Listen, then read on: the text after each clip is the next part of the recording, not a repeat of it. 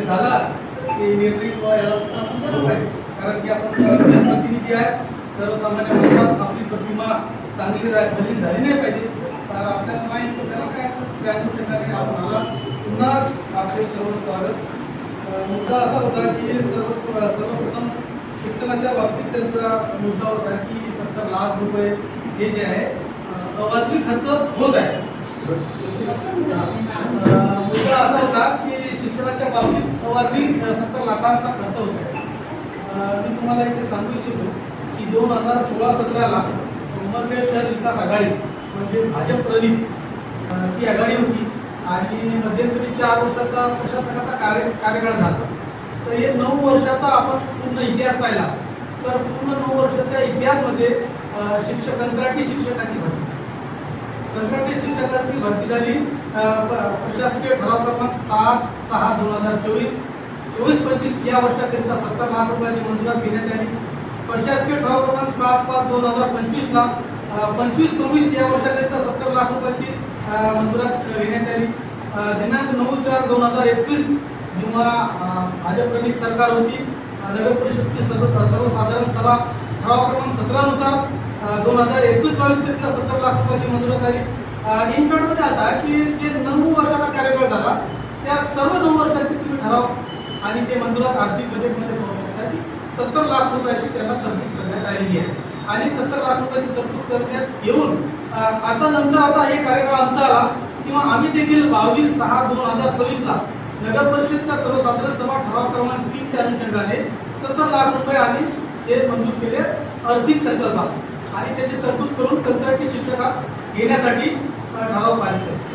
खरं तर पाहिलं तर अर्थसंकल्पात तरतूद केली कोणत्याही पैशाची तरतूद करतात त्यावेळी जागरूक नगरसेवक आणि जागरूक विरोधी पक्ष नेते आणि सत्ताधारी त्यांना काही समजा त्याच्या अर्थसंकल्पाबाबत काही सूचना असतील किंवा अर्थसंकल्पात केलेली तरतूद ही बेकायदेशीर असतील किंवा समजा ते अवडावी खर्च होत असेल अवाजवी खर्च तर त्यांना पूर्ण अधिकार आहे.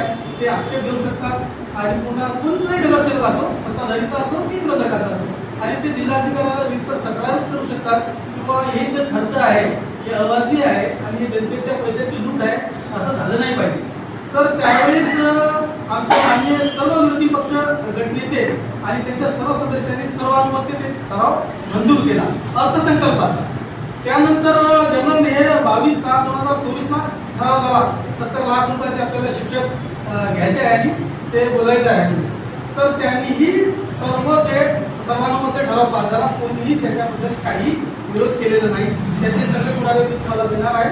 ते ठरावाच्या कापी कोण सूचक आहे कोण अनुमोदक आहे त्याचे किती भरती झाले आणि प्रशासकीय ठराव सर्वसाधारण सभेचे ठराव मागील सर्व ठराव हे मी तुमच्यासाठी सर्वांसाठी सत्यप्रतीमध्ये मी तुम्हाला एक खास करून सांगतो की आम्हाला पावसाळ्यामध्ये आम्ही असं नियोजन केलं की जे 50 वर्षापर्यंत नाले सफाई झाले नाही खास करून लेंडी नाला त्या लेंडी नाल्यानंतर तुम्ही ते पाईप त्याचे होते जर तुम्ही पाहिलं असाल की माझ्यामध्ये फक्त 3 ते 4 फूट तितकं अंतर होतं आणि त्याचा व्यास 20 ते 25 फुटाचा होता आणि तुम्ही जाऊन पहा ते सगळे नाले आम्ही सफाई केले. 50 वर्षापूर्वी झाले नाही. जिथं आवश्यक आहे तिथे फॉगिंग मशीनचा वापर होत आहे आणि जिथे आणि आमचे जे नवीन स्वच्छता निरीक्षक आले वानखेडे सर फारच चांगलं हे कर्मचारी आहेत. त्यांनी अतिशय नियोजनबद्ध असं काम केलं आणि आमचे आरोग्य सभापती सकाळी दररोज उठून पूर्ण जे कंत्राटी कामगार आहेत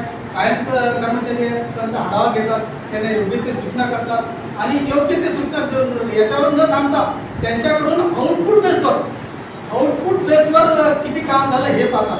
आणि मी तुम्हाला इथं अतिशय जबाबदारीने सांगायला की आत्ता जे स्वच्छतेच्या कंत्राटदाराचे बिल निघत आहे ते कायदेशीररित्या आणि केलेल्या कामाचा बिल निघते. तुम्ही मागील 9 वर्षाचे माहितीच्या अधिकारात अर्ज टाका आणि स्वच्छताला जे कंत्राटदाराला बिल दिले त्याचे बिल मागा. मी तुम्हाला फक्त एक उदाहरण सांगतो की एका आठवड्यात 3 दिवस 53 किलोमीटर नाली सफाईचे बिल निघाले आणि उर्वरित 4 दिवसात 156 किलोमीटर नालीचे सफाईचे बिल निघालेले आहे. म्हणजे इथून वर्धापर्यंत आठवड्याच्या 7 दिवसापासून 3 किलोमीटर 3 दिवसामध्ये 56 किलोमीटर आणि 4 दिवस उर्वरित 4 दिवसात 156 किलोमीटर खाली सफाईचे बिल निघालेले आहे. मला आरोप करायची गरज नाही, हे तथ्य आहे. तुम्ही माहितीचा अधिकार टाकून ते बिल घ्या आणि त्याच्यावर काय ऑडिटरने पाचारा ओढलेले आहे आणि काय ऑडिट ऑब्जेक्शन सुद्धा काढा. मी पक्षावर उतरण्याचा प्रयत्न करीत आहोत आणि अतिशय पारदर्शकतेने आणि भ्रष्टाचार मुक्त व्यवहाराने आम्ही तुम्हाला दाखवू. शहरात बांधकाम विभागावर सुद्धा आमच्या विरोधी पक्ष नेत्यांनी ताशेरे ओढलेले आहे, आरोपाच्या स्वरूपात, तथ्याच्या स्वरूपात नाही. मी तुम्हाला आता सांगू इच्छितो की आजच्या घडीला 50 कोटी रुपयाची कार्य चालू आहे आजच्या घडीला.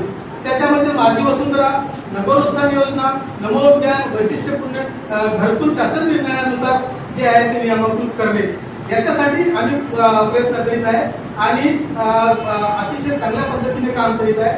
आणि आम्ही सगळे कंत्राटदाराचे जे बिल ते पूरक करतात, आम्ही स्पष्ट नगरपालिकेला सूचना दिलेल्या आहे की थर्ड पार्टी ऑडिट आल्याशिवाय त्याची उर्वरित रक्कम काढायची नाही. सगळे कंत्राटदार परेशान आहेत आणि पहिले निघालेलं पहा की त्यांचा बिल पूरक केला तर काय थर्ड पार्टीचा ऑडिट नाही, काय सेकंड पार्टीचा ऑडिट नाही, सगळेच्या सगळे त्याला पूर्ण स्वरूपात DSP अदा करण्यात आहे. अग्रीमेंट त्यांचं दुकान गाळा होता गोरक्षणमध्ये, त्यांचं दुकान त्यांनी एक गाळा गोरक्षणाकडून भाड्याने घेतला आणि भाड्याने घेऊन त्यांना असं सांगितले की याच्या अग्रीमेंटमध्ये आहे ते मी तुम्हाला देणार आहे. त्यांनी सांगितले की नगर परिषदेचा कर जे काही आहे त्यांनी या अग्रीमेंटमध्ये कबूल केला की मी भरेल. 2017 पासून आतापर्यंत नगर परिषदेला 1 रुपयाही त्यांनी कर भरलेला नाही. माझ्या माहितीस्तव 1500 ते 17,000 रुपये त्यांच्याकडे आहे. आणि तुम्हाला हे सांगतो मी की जे सदस्य होण्यासाठी पात्रता लागते त्याच्याकडे नगर परिषदेची थकबाकी लागत नाही. आपले थकबाकी असलेला सदस्य होत नाही. यासाठी आम्ही लवकरच त्यांच्यासाठी डिस्क्वालिफिकेशनसाठी न्यायालयात जाणार. दुसरी गोष्ट, आमचे सन्माननीय सदस्य नामनिर्देशित सदस्य ॲडव्होकेट गुजरे सर, नामनिर्देशित सदस्यासाठी डिस्क्वालिफिकेशनसाठी काही नामनिर्देशित सदस्य नियुक्तीसाठी 2010 नियम 4(6) मध्ये सरकारने काही क्वालिफिकेशन्स काढले आहेत.